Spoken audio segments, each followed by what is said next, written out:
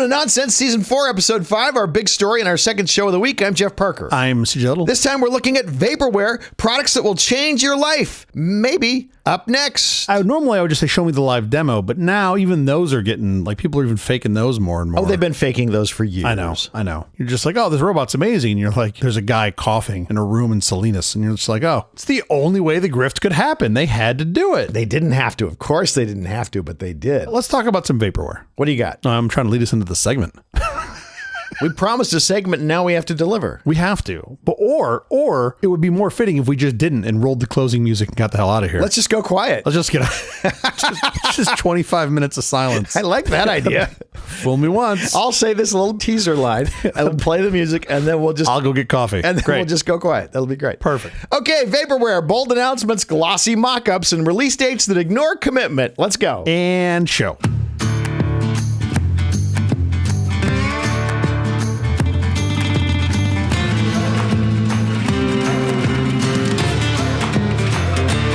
Vaporware is the tech industry's ultimate ghost story, a product that's announced with world-changing fanfare, marketed with slick trailers often funded by millions, yet never actually exists. It lives in the purgatory between founder's ambition and a developer's nightmare. Sometimes Vaporware is born from feature creep, the obsessive need to add one more bell or whistle until the project collapses under its own weight. Other times it's a calculated smokescreen designed to freeze the market, scaring customers away from competitors while a company scrambles to build what they've already promised. Hyperloop.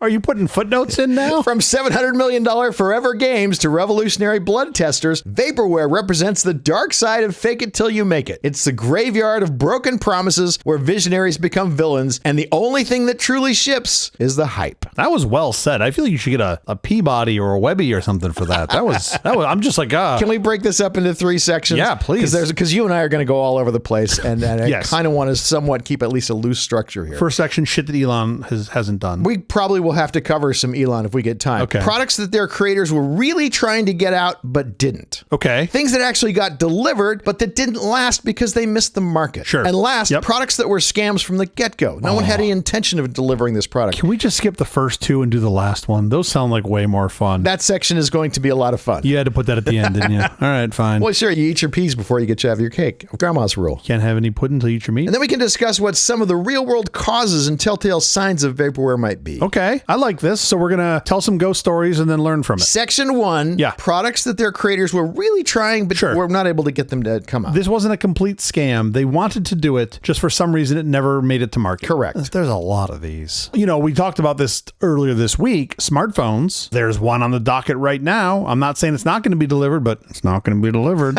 which is the T1, the Trump mobile T1. Like, there's no way that thing's getting delivered with even a portion of the promises that have made. I think something is going to get delivered, by the way, to be clear. I think a phone will be delivered. I do not believe it will be made in the US. I do not believe it will be even remotely current by today's standards. I'm impressed you think a phone will actually at some point be delivered. You're probably right. I've seen no sign of that. Just because it's relatively easy to get some inexpensive reference design phone that a billion people on the planet use that are normally priced at $27 US that they're going to go ahead and mark up to $600. There's tons of commodity phones that they could just white label, of course. And they're going to spray it gold and laser etch a face on it and away they go. Yeah, maybe. Right? And it's going to be the T1. I mean, they're 6 months late. What are they waiting for if that's what they're going to do? Oh, I'm not saying that's what they were going to do. I think they really thought there was some magic phone manufacturing facility under a mountain in South Dakota. They just have realized it's not there. Here's why I think they're going to deliver it. You get to extend the grift. You get more money by extending the grift than the $100 pre-order. So they'll pick a $27 phone and they'll charge another $400 for it. You got that fish on the hook, man. Right now your margin is 100%. I get it. That's great. But I think now you can triple your grift revenue. Griftanu? Jibata? Griftanu, sure. It's called Jibata. You can triple your Jibata by actually delivering the Walmart phone. Yeah. I appreciate it. Why they don't need to. You're right. They can just run away with the money, but I think they can make more in the Grifty McGrift by doing this. That's my hunch. You're probably right. But I'm surprised they haven't done it yet if that's actually, I mean, they are obviously, I don't think this is what they're planning to do, but I think that's probably the way to maximize their return on it. Yeah. Look, let me be clear in my position here. I don't think they're in the boardroom with a timeline going, we're going to wait until March to drop it. Right. I think every third Wednesday say they show up and try to figure out what they're going to do next. Right. And they're just like, well, maybe we just buy this one off AliExpress and paint it gold. I got a guy in Fresno. And that's it. I think that's like how it works. That's my hunch. I don't know, but let the hate mail fly. There are some cool products that I actually looked at and went, wow, that's... Oh, yeah. Did you ever see the AirPower? Yes. Apple was going to come out with this thing. It was a charger. You didn't have to line up your phone on the sweet spot or any of that. Yeah. Everything just kind of found where you put your device, figured it all out, and started charging it. It was amazing. Of all the products that I would have expected to be Vaporware, this was so far down the list. I guess. I was like, yeah, of course they're going to nail this. But apparently I think it is actually hard. It's impossible. Yeah, maybe impossible. Maybe impossible is the right word. That's one we don't talk about very often, right? That's like having your crazy racist uncle at Thanksgiving, where you're just like, yeah, no, we don't talk about him anymore. Sure. The AirPower is one that just got sort of like, oh yeah, no. It's a physics problem. It does seem like if you overlap enough coils, you end up with just garbage. You get heat and electromagnetic interference everywhere. It might be a physical impossibility to do it safely. I feel like if you wanted to be able to also cook a chicken breast on it, then maybe they had a solution. But if you didn't mind your charger bursting into flame every now and again, it was probably a big hit. And I remember years ago, I think some of our listeners were with me. We were at CES where they were demonstrating one of the very early car chargers that was wireless, where you pull the car over and then, it would charge from the ground. Yeah. And I just remember looking at their number specs of how it worked. And I was like, I have a question. What happens when something is in between that path? And he's like, what do you mean? I'm like when my cat crawls in there. And he's like, oh, sure, we have a detection mechanism. And I was like, how does that work? And he's like, well, we observe a decrease in the energy flow and shut it off. And I'm like, how long does that take? And he was like, it's pretty fast. And I'm like, yeah, that takes seconds. You have an X cat. And now you have a medium rare cat is what you have. Well, and this was kind of interesting because Apple not only announced it, they actually put it on packaging. Yes. The AirPods that launched in 2019, on the box, there was a picture of this thing as if it were coming out. Was it really? I didn't know that. Yeah. Oh, that's a bit of an oopsie. They promote things beautifully, but it proved to be like just impossible to actually make. It was a technical nightmare. Man, there's got to be some inside story on that. For it to be far enough along, for them to be slapping it on packaging, and then them to be like, just kidding, whoopsies. Right. They put like between 16 and 24 coils in it, so it was very hard to put your device on this thing anywhere where it would not be able to charge. Yeah. Sounds like a simple idea. Yeah. You know what we got from it that's really cool, though? Hot dog rollers. No, that would be great. I wouldn't mind that at all. I'd buy that attachment. It was the AirPower with a hot dog attachment. Just think about it. Sure. You got the MagSafe for iPhone 12. Oh, interesting. That came out of that. Oh. Instead of being able to just throw your device anywhere and it automatically charges. They use that for alignment. You make a little circle of magnets and now you just toss the charger anywhere. And I wonder if the core problem was they couldn't get enough power through. Like you could get it to work, but only at 3 watts. You're like, well, that's not interesting. And then you end up needing alignment, which is what MagSafe gives you. Perfect alignment, sure. You can put a lot more power through it because you have perfect alignment. Oh, that's really interesting. I never thought about that. Okay, I could buy that. If you had 16 coils or 20 coils or whatever you had, you were powering 20 coils. Yeah. That doesn't make a lot of sense. What you're getting then is just a lot of noise and heat. Do you use MagSafe? Every day, all the time, constantly. Me too. And your phone has the same MagSafe. Your non-Apple phone has the same MagSafe connector on it, like it'll line up. And my phone had it before the Apple had it. I know this will shock you. Yeah, Apple invented it. What they do was you guys just knew about it before. They let you do before. Yeah. They let you put a case on your phone because I always have a case on my phone, and it had the magnetic ring built into it, so they were able to come out with it like almost immediately. It's a really neat solution. Totally. I love how well it attaches. Like, okay, that's great to know that failed AirPower ultimately was what gave you MagSafe. That's cool. I don't think you get MagSafe unless you first try to do the reverse. I didn't realize you need alignment. Yeah, I buy that. Okay, that's great. I appreciate your optimism there. Let me throw another one your way. See if you can find some optimism in this. The Rabbit R1. What did that bring us? Privacy violations left and right. Privacy violations. I put that down the list. First of all, the name of it makes it sound like it's going to be a sex toy. It's going to be a lot more fun than it really is. Yeah. It's not. Yeah. It's an AI device. First of all, it could be both. Anything's a sex toy if you put your mind to it. Okay. I thought of that. Let's just be clear there. The R1 was supposed to be your AI interconnect device, your AI for everything interconnect device. It was going to record everything you said and transcribe it and keep the text so that you could... You were never going to use an app ever again. You'd interact with the R1 and the R1 would interact with all your apps and all your websites. Like that was sort of the high level pitch, which I'm pretty sure not one, but both eyebrows went up on every technologist's face when this was pitched. Oh, absolutely. I am even willing to give them rope and say, well, this is really hard in your first version. Maybe it doesn't deliver on all the features, but you make some incremental improvements and you get there. They did make a lot of incremental improvements. That is true. They released a lot of software on this thing. Sure. And it did get incrementally better. It just never got close to what they had pitched. Right. Because it didn't do what it was supposed to do. Right. It did this other stuff that was interesting, but like my phone does all that crap. I don't need another device for this. Well, the problem is your phone actually didn't do all that crap. Do you remember the Smart Siri, the announcement, not this last WWDC, but the one 24. before it? Yeah, there was I was there. Bella Ramsey ad. It showed Bella Ramsey asking Siri to remind them of somebody specific they met at a cafe like 8 months ago or something like that. What's that person's name? And it's like Jeff Parker. Yeah. Of course, that never happened. Yeah. Those features don't exist. Yeah. That was the promise of the R1, that it would be able to do that. And of course, it never came to be. And there's a whole bunch of other stuff that Apple was promising as part of that. Should we just run down what they were? Like for Smart Siri? On-screen awareness, personal context, semantic indexing, in-app actions, app intents, app-to-app actions. They're finally going to come because Apple's made a deal with Google to put Gemini onto iOS. Well, Gemini's not going to provide all, like they still have to make those interconnects. The interconnects there are hard as well. Yeah. But remember, there's a bunch of other stuff that they promised that wasn't in there as well. Specifically like private enclaves that I still think are very, very hard. I still do believe they're going to get there. They just seem to have well underestimated how much effort that was. Like by an order of magnitude, which is kind of nuts because when you were saying earlier, talking about companies that are more well established, Google, for example, not releasing products before they know that they can ship. Right. It's like Kickstarters. I just can't wrap my brain around Kickstarters. I want to help fund companies. There are too many people that don't know what they're doing. If we had included Kickstarters in this episode would be 17 hours long. I know. But some of them are just what we're talking about here. They're folks that had the intention of delivering a product and they made a POC, but didn't appreciate how much effort it takes to get that thing from a POC to a deliverable product. There have been a bunch of games, certainly, that have been various levels of vaporware. Some of which they eventually got out. Sometimes get shipped, but like... And they wish they hadn't gotten out because they were such bad ideas. Yes. The one that comes to mind when you say that is of course, Duke Nukem Forever, where they actually put forever in the name because it took forever. Yeah. Which I find kind of amusing. How long was it in development? 17 years? Something like that. Crazy amount of time. I know it was over a decade. I stopped counting after a decade. I was like, by the time it came out, it had feature creep, right? Yeah. They just kept, every time there was a new rendering engine, they'd move to that new rendering engine. It was impossible to ever release because... And you're kind of starting over. They wanted it to be the latest and greatest, and they never locked onto anything. Nope, never got it there. There have been a lot of other instantiations of this. One of the ones that I was excited about was the Intellivision Amico, which they're trying to build a new console. Just because I was an Intellivision fan in the first go-around in the late 70s. And I loved the name, and I thought it'd be really fun. And I looked at the guy who was doing it, and the approach they're taking, I was like, I don't know that this is going to work. And big surprise, it didn't, or at least it hasn't yet. And that was in 2018, right? That was 8 years ago. And you're still patiently waiting. Nope, not at all. I'm happily playing games on other platforms. There are no lack of platforms for playing games. There's no reason to not be playing games. Do you need another entrant in this market? I mean, you kind of have all the boxes checked. You've got the big guys with Sony and Xbox. Sure. You've got Steam, who's done... The Steam is pretty cool. The Steam is actually really cool. And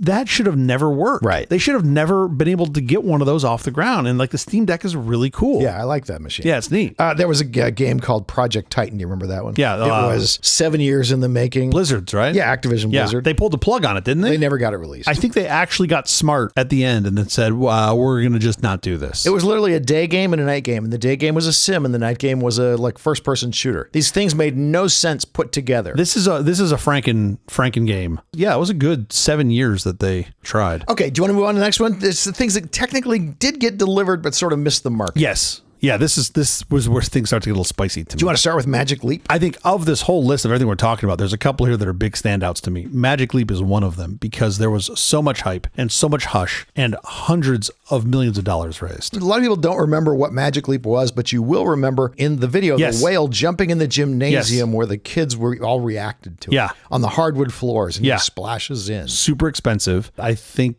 just way too early. We're still barely there. What AR products have been successful so far? The Oculus is the new Meta successful. That's what I mean, it sold a lot of units. Yeah. People seem to use it. That's the one that I've looked at that I kind of, I could see people using that. The problem with all of those for me is the screen is at like an inch away from your eyeball. And so you're very, very close focus. Straining. To me, that's just super fatiguing. None of those have hit yet. And Magic Leap was, I don't know, like 5X, 10X, 20X farther ahead. There were an awful lot of lies. There was an awful lot of stretching the truth at least. Yeah. The CEO claimed he invented a photonic light field chip that would bypass screens and project light directly into the eye, making digital objects indistinguishable from reality. On your retina. Yeah. That was how you got the whales crashing into the gym floor. Of course, and all the kids reacting. The kids were reacting to nothing in the actual making of it. They had not made this product, and they simply went to a special effects house, the people who did Lord of the Rings special effects, to make the actual whale crashing into the floor. Yeah, this was a place that was valued at single-digit or double-digit billions of dollars. Swing and a miss. But we have other more simplistic digital devices, too, that I would say were delivered, certainly, but came way short of the mark. Sure. The Sony Digital Walkman, the Apple Newton, Microsoft Zune. I mean, the Newton, it's unfair to call it a precursor to the iPhone, but it was kind of a precursor to the iPhone, right? Or the Palm, and it just swing and a miss. I used Palm Pilots, which I think were somewhat... Palm Pilots were pretty good. Akin to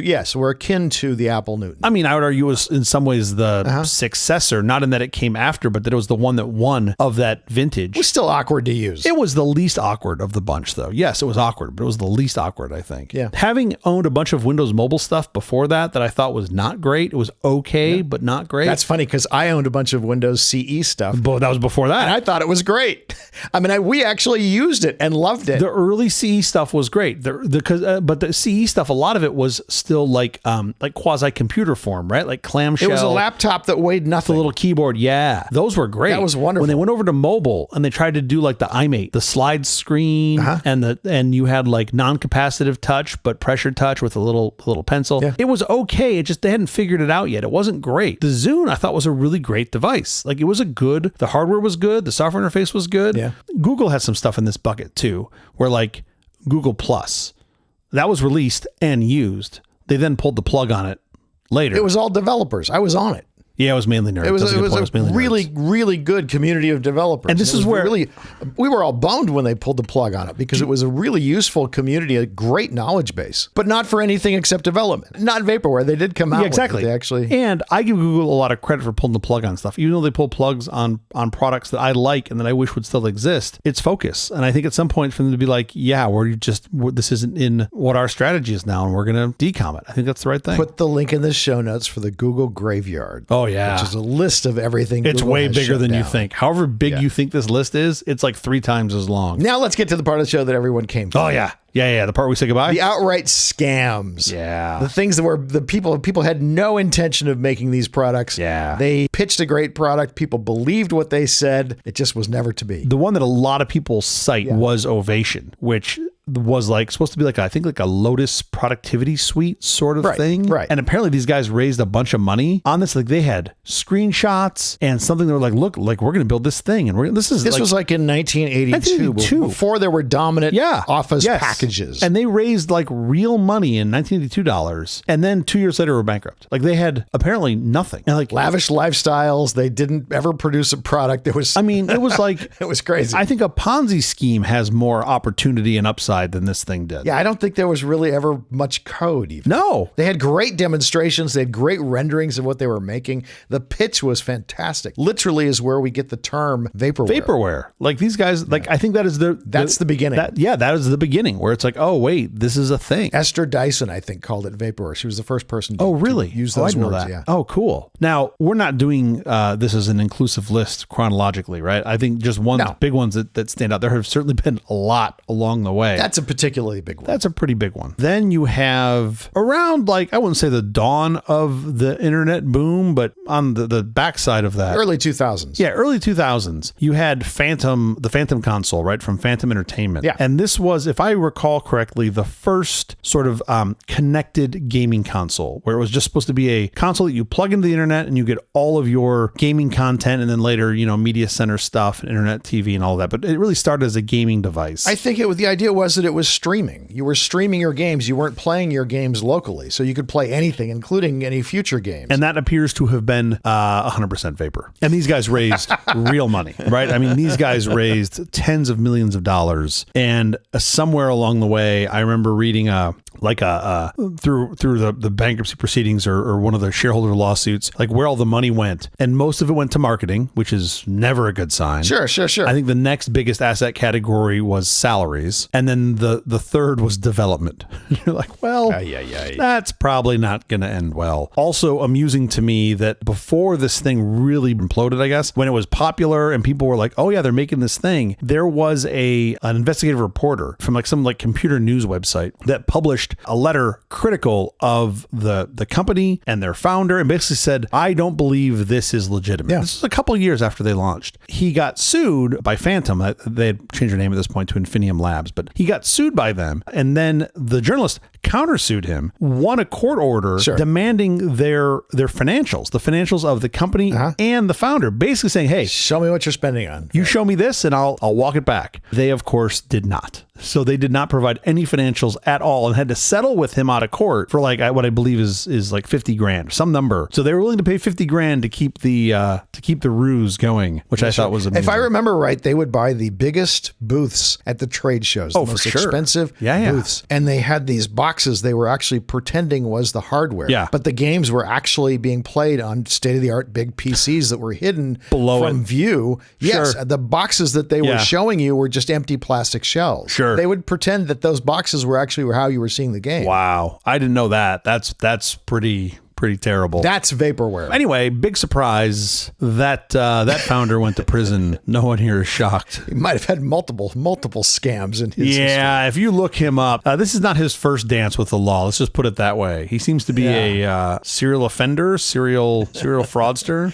Theranos is another big one. Not another big one. Come on. Elizabeth Holmes claimed that with a single drop of blood, she could tell you everything that you could ever know from any amount of blood tests. And if you've ever had blood tests, even recently, they're drawing like 3 or 4 giant vials of blood so they can do all this testing on you. And she was saying from a single drop of blood, I can get the exact same information. And of course, it was never true. The idea is great. And I really want to believe that that's doable. Her pitch was, I have magic that can do this at this much, much smaller scale. And she fooled a lot of people. You had a whole bunch of people that were like, I don't believe you, but until you show me, I just sort of have no choice but to believe you. Like, okay. Yeah. And I was like, really? I don't know. There was just like some hand waving.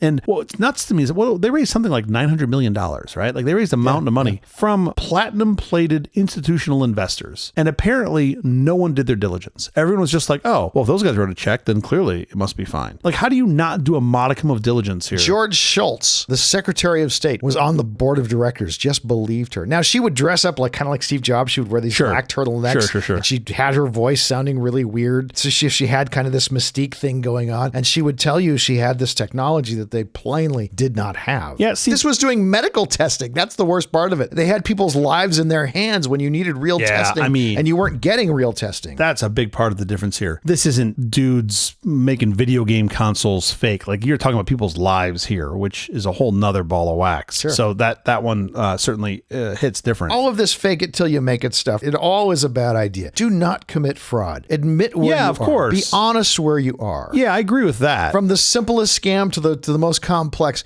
don't make the Mac smile until you can actually make the Mac smile. Once you can, great, show it off, have fun, go crazy, but don't pretend in your presentations. Like, how do you think this is going to end? Always. Like, if you're making up these stories about blood tests, I think she thought she would eventually get it, and then she'd be fine. But at some point, aren't you like, well, yeah, we're too deep in the hole, this isn't working? Like, at some point, would you come up for air? She didn't want to backtrack on the lies she'd already told of things that she claimed were working dug the hole. Were not. You've already dug the hole. Yeah, I get it. All right, let's wrap this up. Let's talk about the causes of vaporware, the causes of either intentional or unintentional vaporware. I think some vaporware, of course, is not intentional. I think I'm going to say something I'm probably going to regret.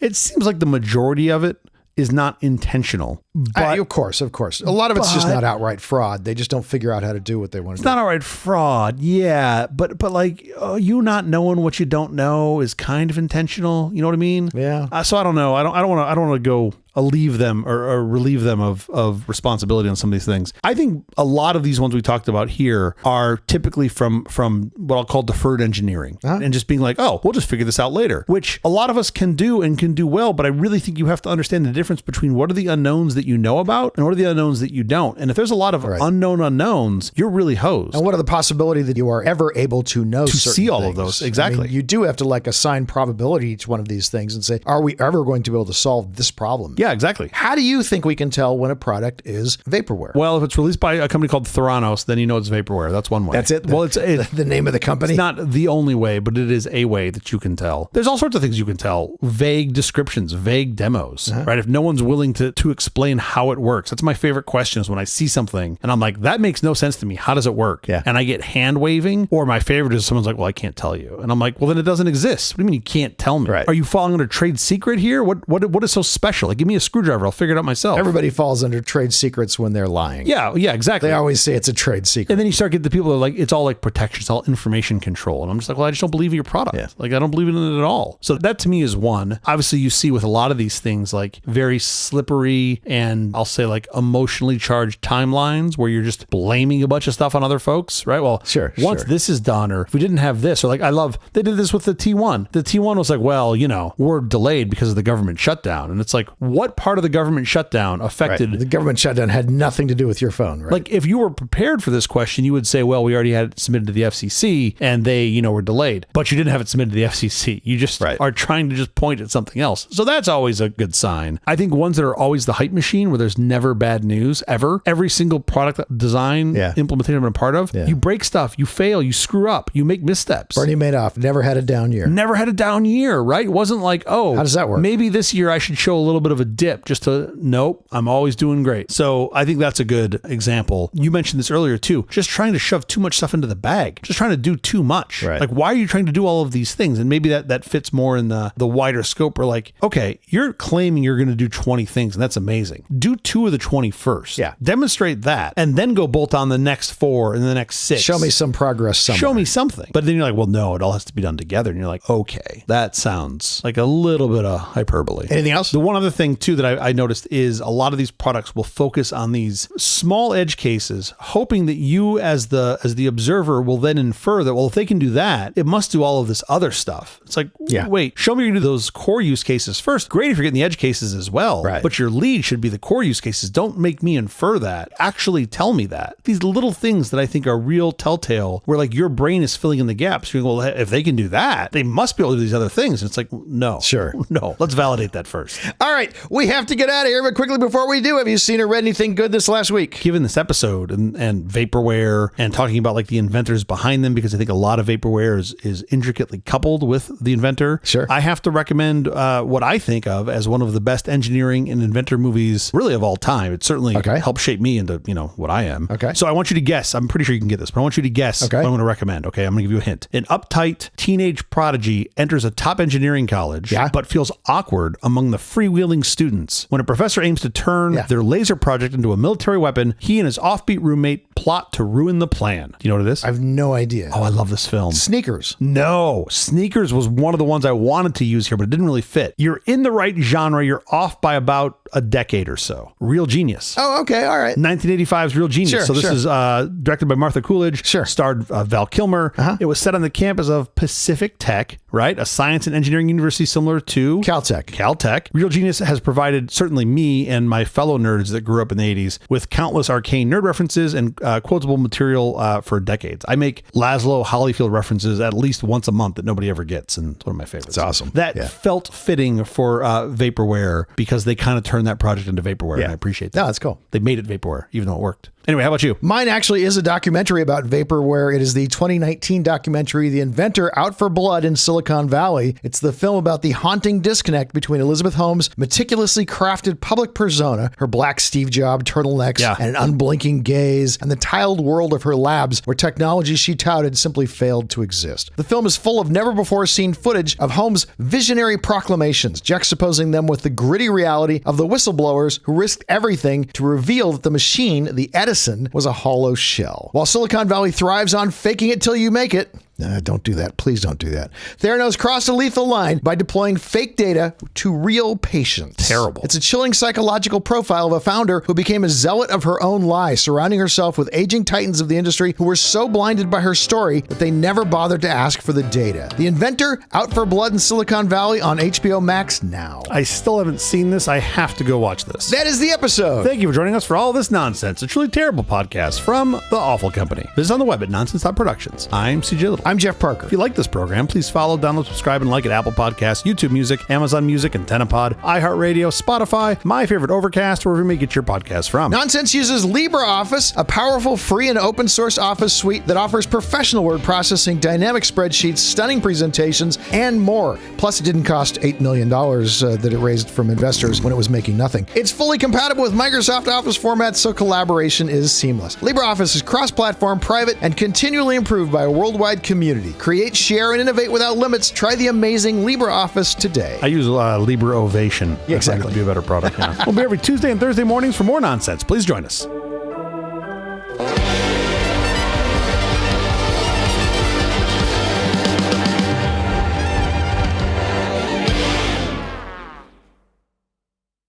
Oh my word, I can't believe I didn't get Real Genius.